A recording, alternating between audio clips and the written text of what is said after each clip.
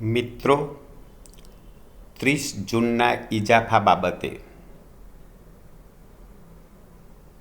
ઘણી બધી ચર્ચાઓ થઈ, ઘણા બધા કોર્ટ કેસ થયા. સરકારશ્રીએ પણ વારંવાર કોર્ટના ચુકાદાઓને ધ્યાનમાં રાખીને નિર્ણયો લીધા. છેલ્લે હમણાં 26/3/2025ના રોજ નામદાર હાઈકોર્ટ દ્વારા બધી જ પેન્ડિંગ અરજીઓનો નિકાલ કરી એક ચુકાદો આપ્યો છે. આજના ન્યૂઝપેપરમાં પણ એની વિગતો આપે વાંચી હશે. ઘણા બધા પેન્શનર મિત્રો તરફથી મને મેસેજ મળ્યા કે સાહેબ, આ સ્પષ્ટ નથી થતું, શું કહેવા માગે છે. મિત્રો, એ જજમેન્ટ મેં આખું અક્ષરશ વાંચ્યું. 11 પાનાનું જજમેન્ટ છે અને 11 પાનાનો વિડીયો કરીએ તો લગભગ 1 કલાક થાય. એની જીસ્ટ અને મહત્ત્વના પોઈન્ટ, એનો ટૂંકમાં સારાંશ આપને ખ્યાલ આવી જાય એ રીતે કેટલાક પોઈન્ટ લઈને મેં વિડીયો તૈયાર કર્યો છે. પણ નામદાર હાઈકોર્ટના જજમેન્ટ અને એનો ગુજરાતી સારાંશ જે હું સમજ્યો છું એ આપની સમક્ષ રજૂ કરું છું. આ મારું પોતાનું ઇન્ટરપ્રિટેશન છે. તેમ છતાં સરકારશ્રી દ્વારા જે કંઈ નિર્ણય લેવાય અને ઠરાવો પરિપત્રો થાય તો એને ધ્યાને લઈને ફરી પણ વિડીયો બનાવીશું. પણ મેં શક્ય એટલી કાળજી લઈને કોર્ટનો ઉદ્દેશ જે કહેવાનો છે એને ગુજરાતીમાં સરળ ભાષામાં મૂકવા પ્રયત્ન કરું છું. આ વિડીયો કદાચ 10થી 15 મિનિટનો થશે. આખો જ વિડીયો શાંતિથી સાંભળશો તો ચુકાદો તમે સમજી શકશો, નહીં તો ગેરસમજ ઊભી થવાની શક્યતા છે. તો મિત્રો, નામદાર હાઈકોર્ટનો 26/3/25નો ચુકાદો સમજીએ. The issue pertains to the grant of one increment to the employees of the entire state who have retired from service and are getting pension.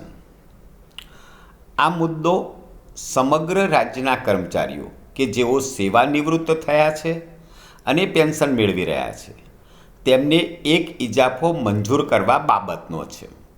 કોર્ટે એના જજમેન્ટના પ્રથમ ફકરામાં આ વાત કહી. બીજા ફકરામાં હું અંગ્રેજી નથી વાંચતો, પણ એનું ટ્રાન્સલેશન આપણે સમજીએ. મિત્રો, શાંતિથી સાંભળજો. સમગ્ર મુકદ્દમાની ઉત્પત્તિ, જેમ કે આ કોર્ટ દ્વારા વિવિધ કાર્યવાહીમાં પસાર કરાયેલા અસંખ્ય આદેશોમાં ઉલ્લેખ કરવામાં આવ્યો છે, તે સુપ્રીમ કોર્ટના civil appeal number 2471/2023 SLPC number 9185/2020માં ડિરેક્ટર, એડમિન અને HR, KPTCL અને અન્ય વિરુદ્ધ CP મુંડી નામાણી અને અન્યોના કેસમાં તારીખ 11/4/23માં આપેલા ચુકાદા અને આદેશમાં રહેલ છે. મોટી સંખ્યામાં કર્મચારીઓને વિદ્વાન સિંગલ જજો દ્વારા જારી કરાયેલા નિર્દેશો અને મુંડી નામાણી અને અન્યના કેસમાં સુપ્રીમ કોર્ટના ચુકાદાના પ્રકાશમાં પેટન્ટ અપીલના પત્રોનો નિકાલ કરવા માટે અહીં આ કેસમાં જજમેન્ટ અપાયું છે.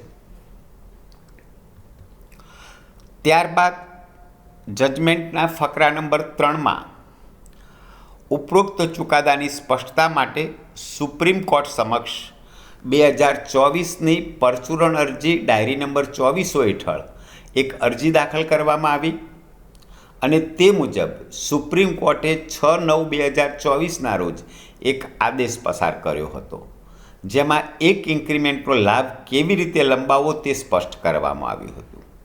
જુઓ મિત્રો, અગાઉ જે 24/71/9185ની જે અરજીઓ હતી એના પર સ્પષ્ટતા કરતાં સુપ્રીમ કોર્ટે સપ્ટેમ્બર 24માં એક આદેશ પસાર કર્યો હતો અને ઇન્ક્રીમેન્ટનો લાભ કેવી રીતે આપવો તે સ્પષ્ટ કરવામાં આવ્યું હતું.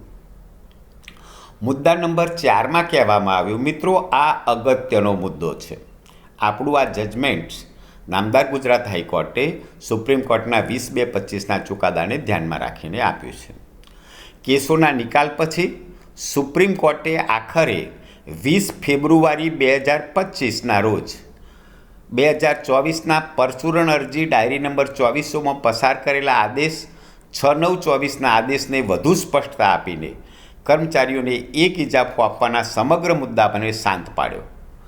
સમગ્ર આદેશ નીચે મુજબ સમાવિષ્ટ છે અને તમામ અરજીઓનો વિલંબ માફ કરવામાં આવે છે. તો મિત્રો 20/2/25નો સુપ્રીમ કોર્ટનો આદેશ એને ધ્યાને રાખીને ગુજરાત હાઈકોર્ટે ચુકાદો આપ્યો છે. એ સમજીએ. 3-4 ભાગમાં ચુકાદો આપ્યો છે. A, B, C અને D એ ચારે ભાગ આપણે સમજીએ. અમે 6/9/24ના રોજ નીચેના વચગાળાના આદેશ પસાર કર્યો હતો, જેનો કાર્યકારી ભાગ નીચે મુજબ છે. હવે મુદ્દા number A, the judgment dated 11/4/23 will be given effect to in case of third parties from the date of the judgment, that is the pension by taking into account one increment will be payable on and after 1 May 2023. Enhanced pension for the period prior to 31/8/24 will not be paid. જો મુદ્દા number 1માં ફેબ્રુઆરી 25ના supreme કોર્ટના ચુકાદામાં શું કહેવામાં આવ્યું કે 11/4/23ના રોજનો ચુકાદો તૃતીય પક્ષોના કિસ્સામાં ચુકાદાની તારીખથી અમલમાં આવશે. એટલે કે એક ઇજાફાને ધ્યાનમાં લઈને પેન્શન 1/5/2023ના રોજ અને તે પછી ચૂકવવા પાત્ર રહેશે. 31/4/23 પહેલાંના સમયગાળા માટે વધેલું પેન્શન ચૂકવવામાં આવશે નહીં. Enhanced pension for the period of prior to 31 April 2023 will not be paid. મિત્રો, આ જે મુદ્દા નંબર A છે, હજુ શાંતિથી સાંભળજો. મુદ્દા નંબર B, મુદ્દા નંબર C અને મુદ્દા નંબર Dમાં સરકારે નામદાર હાઈકોર્ટે વિશેષ સ્પષ્ટતાઓ કરી છે જુદા જુદા સંદર્ભમાં. આ એ મુદ્દો કોને લાગુ પડે છે કે 6/9/24નો જે ચુકાદો આવ્યો હતો એમાં એવું કહેવામાં આવ્યું હતું કે લાભ 1/5/23થી આપવો. પણ કોને 1/5/23થી આપવો તો એ આગળ સમજીએ. મુદ્દા number B, for person who have filed writ petition and succeed, the direction given in the said judgment will operate as res judicata and accordingly enhance the pension by taking one increment would have to be paid. શું કહેવામાં આવ્યું B મુદ્દામાં? એમાં શું કહ્યું? 1/5/23થી લાભ આપો. બીમાં શું કહ્યું? જે વ્યક્તિઓએ રીટ પિટિશન દાખલ કરી છે અને સફળ થયા છે, એટલે કે ચુકાદા આવી ગયા છે, અને તેમના માટે ઉપરોક્ત ચુકાદામાં આપેલા નિર્દેશો ન્યાયિક રીતે કાર્ય કરશે. તો હાઈકોર્ટે પહેલાં એવું કહ્યું કે 6/9/24ના ચુકાદા મુજબ 1/5/23થી એક ઇન્ક્રીમેન્ટનો લાભ આપવો. બીજો મુદ્દો એ કહ્યો કે જે લોકો ઓલરેડી અગાઉ રીટ પિટિશન કરી છે એમાં સફળ થયા છે, તો કોર્ટે જે નિર્દેશો આપેલા છે એ અનુસાર એક ઇન્ક્રીમેન્ટ આપવું. એટલે જે કેસમાં જે જજમેન્ટ આવેલા છે અને એ જજમેન્ટમાં એ જે સફળ થયા છે અને જજમેન્ટ મુજબ એમને લાભ આપવાનો રહેશે, એવું મુદ્દા નંબર બીમાં કહ્યું. મુદ્દા number C, the direction in B will not apply. જો બી કોને લાગુ નહીં પડે? બી કોને લાગુ પડશે પહેલાં સમજી લઈએ. જે કોર્ટમાં ગયા છે, ચુકાદો આવી ગયો છે અને ચુકાદામાં જે કહ્યું છે એ પ્રમાણે અમલવારી કરવાની રહેશે. બી કોને લાગુ નહીં પડે?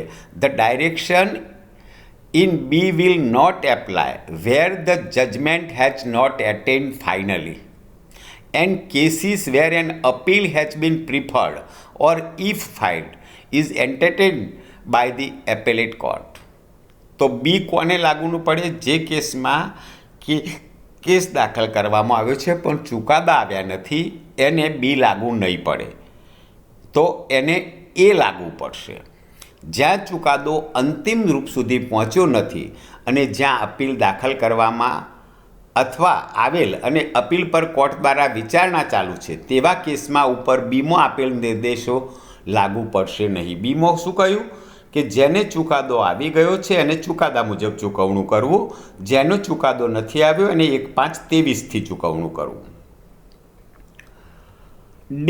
In case any retired employee has filed any application for intervention implemented in civil appeal number 3933/2023 or any other writ petition and a beneficial order has been passed, the enhanced pension by including one increment will be payable from the month in which the application for the intervention implemented was ફાઇલ્ડ. જો મિત્રો હવે D બરાબર સમજજો. જે લોકો કોર્ટમાં ગયા છે અને ચુકાદો નથી આવ્યો, અને કયો અપીલ નંબર? તો જો કોઈ નિવૃત્ત કર્મચારીએ સિવિલ અપીલ નંબર 3933/2023 અથવા અન્ય કોઈપણ રીટ પિટિશનમાં હસ્તક્ષેપ અમલીકરણ માટે કોઈપણ અરજી દાખલ કરી હોય અને લાભદાયી આદેશ પસાર કરવામાં આવ્યો હોય તો એક ઇન્ક્રીમેન્ટનો સમાવેશ કરી વધેલું પેન્શન હસ્તક્ષેપ અમલીકરણ માટેની અરજી દાખલ કરવામાં આવી હતી તે મહિનાથી ચૂકવવું. શું કહ્યું કે જેને 3933/2023 અરજી અથવા તો એ પછી રીટ પિટિશન દાખલ કરી છે અને ચુકાદો આવી ગયો છે, એને જ્યારે ચુકાદો આવ્યો છે તો એ મહિનાથી એને ચૂકવવું, 1/5/23ના બદલે ચુકાદો આવ્યા મહિનાથી. મિત્રો, આમાં ગુજરાત હાઈકોર્ટે કર્મચારીઓની ફેવરમાં વધુ સુધારો કર્યો, એટલે ડી મોડિફાઈડ કર્યો. એ આપણે આગળમાં છીએ. આ ડી જે છે એ 3933/2023નું જજમેન્ટ છે. એમાં તે મહિનાથી ચૂકવવા પાત્ર એવું લખ્યું છે. એમાં we are inclined to dispose of the present miscellaneous application directing that clause A, B and C. A એટલે 1/5/23થી આપવું, 2 ચુકાદો આવી ગયો તો ચુકાદા મુજબ અમલ કરવો, અને સી જે લોકોનો ચુકાદો નથી આવ્યો એને બી લાગુ પડશે નહીં. તો આ જજમેન્ટ થયું ગુજરાત હાઈકોર્ટનું. Order dated 6/9/24 will treated as a final direction. We are however of the opinion that clause D of the order dated 6/9/24 required modification. We shall now read as under. મિત્રો, જો હાઈકોર્ટે એક વધારે સુધારો સૂચવ્યો. અગાઉ આપણે વાંચ્યું હતું કે જે મહિનામાં ચુકાદો આવ્યો હોય એ મહિનાથી ચૂકવવા પાત્ર થશે. કોનો? જેનો ચુકાદો આવ્યો છે એને. જેનું નથી આવ્યો કે ગયા નથી એને 1/5/23થી. હવે એમાં હાઈકોર્ટે એવું કહ્યું કે અમે 6/9/24ના આદેશની કલમ ABCને અંતિમ નિર્દેશ તરીકે ગણવામાં આવશે.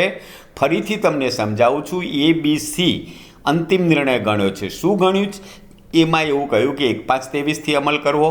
બીમાં એવું કહ્યું કે જેનો ચુકાદો આવી ગયો છે તો ચુકાદાના મહિનાથી કરવો. એમાં ગુજરાત હાઈકોર્ટે મોડિફિકેશન સૂચવ્યું. બરાબર છે. અને સીમાં એવું કહ્યું કે જેનો ચુકાદો નથી આવ્યો એને બી લાગુ પડશે નહીં. અમે 6/9/24ના આદેશની કલમ A, B અને Cને અંતિમ નિર્દેશો તરીકે ગણવામાં આવે છે. તે નિર્દેશ કરતી હાલની વિવિધ અરજીઓનો નિકાલ કરવા તૈયાર છીએ. તો કોર્ટે તમામ અરજીઓનો નિકાલ કર્યો. 6/9/24ના આદેશો A, B, C મુજબ નિકાલ કરવા. અમારો મત એ છે કે 6/9/24ના આદેશની કલમ Dમાં સુધારાની જરૂર છે, જે હવે નીચે મુજબ વાંચવામાં આવશે. તો 6/9/24ની જે કલમ હતી એમાં એવું લખ્યું હતું કે તે મહિનાથી ચૂકવવા પાત્ર રહેશે. એમાં શું મોડિફિકેશન કર્યું? In case any retired employee filed an application for a intervention implement writ petition original application before the Central Administrative Tribunal, High Court, this court, enhanced pension by including one increment will be payable for the period of 3 years prior to the month in which the application for intervention implemented writ petition original application was filed. મિત્રો, પહેલાં ડીમાં શું કહ્યું? 6/9/24માં કે જે મહિનામાં ચુકાદો આવ્યો હોય એ મહિનાથી એરિયસ મળશે. જેનો ચુકાદો આવી ગયો છે એને, જેનો નથી આવ્યો એને 1/5/23થી મળશે.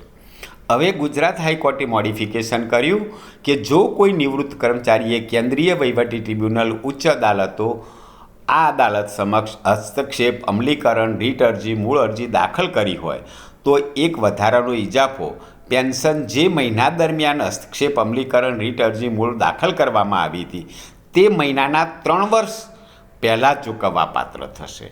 એટલે ડીમાં મોડિફિકેશન કર્યું કે ચુકાદો આયા તારીખથી એરિયસ આપવું, એની જગ્યાએ હાઈકોર્ટે કહ્યું કે અરજી જે તારીખે કરી હતી અને ચુકાદો આવી ગયો છે તો અરજી કાર્યના 3 વર્ષ પહેલાંથી એરિયસ આપવું. એટલે પ્રાયર ટુ 3 years લખ્યું. Period of A 3 years prior to the month in which the application was filed. એટલે અરજી કર્યાના 3 વર્ષ પહેલાંનો તફાવત ચૂકવો. હવે મિત્રો, જે મિત્રોને આ ચુકાદો નથી સમજાવ્યો, ફરી હું રિપીટ કરું છું, A, B, C અને D. હજુ ચુકાદાની ઘણી બધી વિગતો બાકી છે, ચર્ચા આગળ કરીએ છીએ, પણ આ મહત્ત્વનું ભાગ છે. એમાં એવું કહ્યું કે 1/5/23થી અમલ કરવો. બીમાં એવું કહ્યું કે જેનો ચુકાદો આવ્યો છે એનું ચુકાદા મુજબ અમલ કરવો. સીમાં એવું કહ્યું કે જેનો ચુકાદો આવ્યો નથી એનો પણ એ મુજબ એટલે કે 1/5/23થી અમલ કરવો. ડીમાં એવું કહ્યું કે જેનો ચુકાદો આવી ગયો છે એને ચુકાદો આવ્યાના મહિનાથી એરિયસ આપવું. એમાં ગુજરાત હાઈકોર્ટે મોડિફિકેશન કર્યું અને કહ્યું કે જ્યારે અરજી કરી હતી, જેનો ચુકાદો આવી ગયો છે એના માટે જ્યારે એપ્લિકેશન કરી હતી એ એપ્લિકેશનના આગળના 3 વર્ષથી એને એરિયસ ચૂકવવું. એટલે 2 વસ્તુ ક્લિયર થઈ. 1/5/23 અને ચુકાદો આવી ગયો છે એવા કેસમાં અરજી કર્યા તારીખથી prior to 3 years. Further clause D will not apply to the retired government employee who filed a writ petition, original application or an application for intervention before the Central Administrative Tribunal High Court, this court, after the judgment in Union of the India and ANR VM Siddharaj, as such cases close A will apply. ફરીથી ગુજરાત હાઈકોર્ટે સ્પષ્ટતા કરી કે જેનો ચુકાદો નથી આવ્યો એ બધાને એ લાગુ પડશે અને એ એટલે 1/5/23. મિત્રો, આનો સારાંશ ફરી એકવાર સમજી લો, ગેરસમજ ન થાય. ચુકાદામાં કોર્ટે સ્પષ્ટ કહી દીધું કે જે કોર્ટમાં નથી ગયા એને 1/5/23થી મળશે, કોર્ટમાં ગયા છે ને ચુકાદો નથી આવ્યો એને 1/5/23થી મળશે, કોર્ટમાં ગયા છે ને ચુકાદો આવી ગયો છે એને અરજી કર્યાના 3 વર્ષ અગાઉથી એરિયસ સાથે મળશે. વધુમાં કલમ ડી એવા નિવૃત્ત સરકારી કર્મચારીઓને લાગુ પડશે નહીં જેને union of India and NRVM સિદ્ધરાજમાં ચુકાદા પછી સેન્ટ્રલ એડમિનિસ્ટ્રેટિવ ટ્રિબ્યુનલ હાઈકોર્ટ આ કોર્ટ સમક્ષ હસ્તક્ષેપ માટે રીટ પિટિશન મૂળ અરજી અથવા અરજી દાખલ કરી હોય, કારણ કે આવા કિસ્સાઓમાં કલમ એ લાગુ પડશે. એ એટલે 1/5/23 ઉપરોક્ત અરજીઓનો નિકાલ કરવામાં આવે છે. We further clarify that in case any excess payment has already been made, including arrears, such amount paid will not be recovered. જો બહુ મહત્ત્વનું જજમેન્ટ આપ્યું કે કોઈને અગાઉ કોઈ રકમ ચૂકવાઈ ગઈ છે, વધારે પણ ચૂકવાઈ ગઈ છે, તો એની કોઈ વસૂલાત કરવાની રહેશે નહીં એવું કોર્ટે સ્પષ્ટ કહી દીધું. એટલે જે મિત્રોને ચૂકવણું થઈ ગયું છે 30 જૂનના ઇજાફા બાબતમાં એની કોઈ વસૂલાત કરવામાં આવશે નહીં. અમે વધુમાં સ્પષ્ટતા કરીએ કે જો બાકી રકમ સહિત કોઈ પણ વધારાની ચૂકવણી પહેલાંથી જ કરવામાં આવી હોય તો ચૂકવવામાં આવેલી રકમ વસૂલ કરવામાં આવશે નહીં. Will not be recovered. આ હુકમનું પાલન ન કરવાથી ફરી પાછું કોર્ટે કહ્યું કે જો રાજ્ય સરકાર દ્વારા હુકમનું પાલન કરવામાં ન આવે અને કોઈ વ્યક્તિ નારાજ છે, પ્રથમ કિસ્સામાં સંબંધિત અધિકારીઓનો સંપર્ક કરવા, તો સૌથી પહેલાં તો સંબંધિત અધિકારીનો પેન્શનરે સંપર્ક કરવાનો રહેશે અને તેમ છતાં આ ચુકાદા મુજબ અમલ નથી કરતી કચેરી તો કાયદા મુજબ વહીવટી ટ્રિબ્યુનલ હાઈકોર્ટનો સંપર્ક કરવા અને આ આદેશમાં આ કોર્ટના નિર્દેશોને સ્પષ્ટતા કોઈપણ વ્યક્તિ માટે ખુલ્લું રહેશે. તો આ કોર્ટના જે ચુકાદો છે એનો અમલ કરવા માટે કોઈ કચેરી આનાકાની કરે તો કોર્ટ એમના માટે ખુલ્લી છે. મિત્રો, આ જજમેન્ટ પાસ થયું ત્યારે આપણા સરકારી વકીલશ્રીએ સરકારમાં એક દલીલ કરી. કોર્ટે એવું કહ્યું હતું કે આ બધી વિગતો 4 મહિનામાં ચૂકવી દેવી.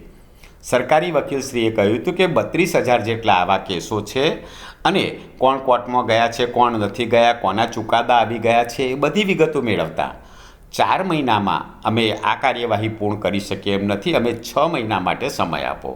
અને નામદાર હાઈકોર્ટે સરકારી વકીલની રજૂઆત ધ્યાને લઈ 6 મહિનામાં આ તમામ કાર્યવાહીનો નિકાલ કરવા માટેનું સૂચવ્યું છે. તો હવે ABCD એ આપણું જજમેન્ટ છે. આ આદેશના સંદર્ભમાં બધી જ હસ્તક્ષેપ દખલગીરી સહિતની અરજીઓનો નિકાલ કરવામાં આવે છે. આજની તારીખે તમામ અરજીઓને ડિસ્પોઝ કરી દેવામાં આવી છે. ABCD મુદ્દા ધ્યાનમાં રાખીને અનાદર અરજી ડાયરી નંબર 38,437/2023, 38,438/2023, 11,336/2024 અને 20,636/2024 આજે સંબંધિત બાબતોમાં એટલે કે MA ડાયરી નંબર 24/2024 ને અન્ય સંબંધિત અરજીઓમાં પસાર કરેલા આદેશને ધ્યાનમાં રાખીને હાલની તિરસ્કાર અરજીઓનો નિકાલ કરવામાં આવ્યો હોવાનું માનવામાં આવશે.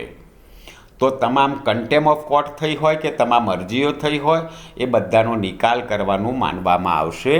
જેમાં અરજદારને ઉપર સૂચવ્યા મુજબ જો જરૂર હોય અને જરૂરી યોગ્ય ઉપાયનો આશરો લેવાની સ્વતંત્ર આપવામાં આવે છે એ કહેવાની જરૂર નથી. આના અમલ બાબતે કોઈ પ્રશ્ન ઊભો થાય તો કોર્ટનો આશ્રય લઈ શકાશે. અને મિત્રો, છેલ્લો મુદ્દો, thus all the proceeding are disposed of in terms of the order dated 20 February 2025 passed by the Supreme Court increment.